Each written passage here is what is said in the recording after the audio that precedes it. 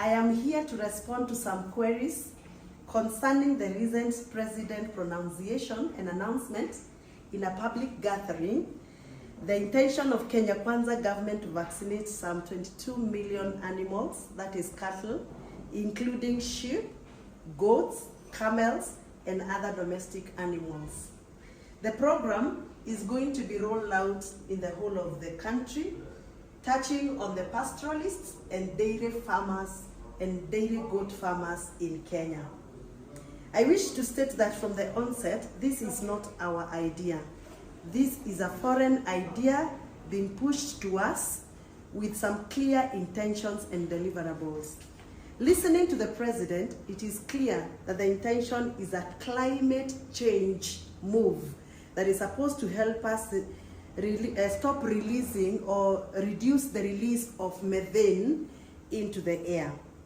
The plan, which has a full support of the International Research Institution, want to introduce a gene-modifying drugs into Kenya animals, livestock animals, in order for them to stop emitting methane into the air.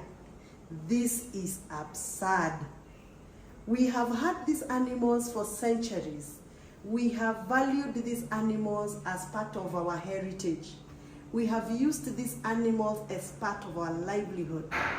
It is important for the president of Kenya, before pronouncing such kind of plans, to engage the people of Kenya very heavily, because they are the real stakeholders.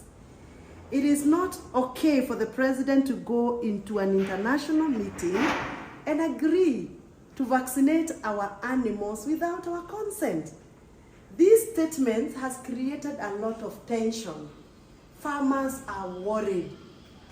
I want to put it very clear, as a farmer's representative and as a farmer myself, those behind this plan claim that the animals' natural release of intestinal gas into the atmosphere as a means of release from normal feeding and flatulence process is a hazardous process to the environment.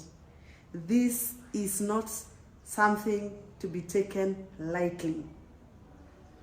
As a result, our animals are expected to receive injections that prevent them from releasing the digestive gas into the environment indefinitely. That is to mean, if the drug is injected today, it is irreversible. We cannot reverse back. Indeed, I take note with the alarm that these vaccinations that were developed overseas have not been adopted there where they are being produced. They have been rejected. And the owners of this vaccine are now trying to get entry into Kenya so that they can have a market for their products and work towards stopping us from producing our own foods and make sure that we are dependent on their foods. This is a globalist idea, an idea that comes with a lot of negative impact. As a representative of a constituency where my voters are animal farmers, I reject this experimental program in totality. Let everybody know that we will resist them till the very end. I ask my fellow Kenyans and my fellow members of parliament to join in opposing the proposed vaccinations, which clearly hurt our animals, hurt our cultural heritage, endanger our people genetically, our animal genetically, interfere with the productivity and reproductivity of these animals, and in totality has some cost implications. Now that the president wants to vaccinate 22 million cows, animals, does he have the budget? Are the farmers going to pay for this vaccination? And if as a country we are going to spend money towards the vaccination, has he come to parliament for budgeting? Where will this money come from? And before these animals are vaccinated, how did he come up with 22 million? Has he counted every goat, every sheep, every camel, every donkey, every cow?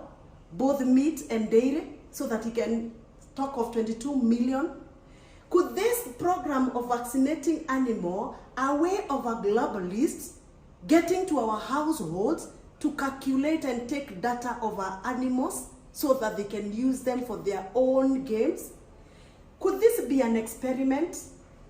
If it is an experiment, even if it was not an experiment, I, as a representative of the people and as a dairy farmer, I am opposed to this. Join me as we reject this globalist idea. Asante.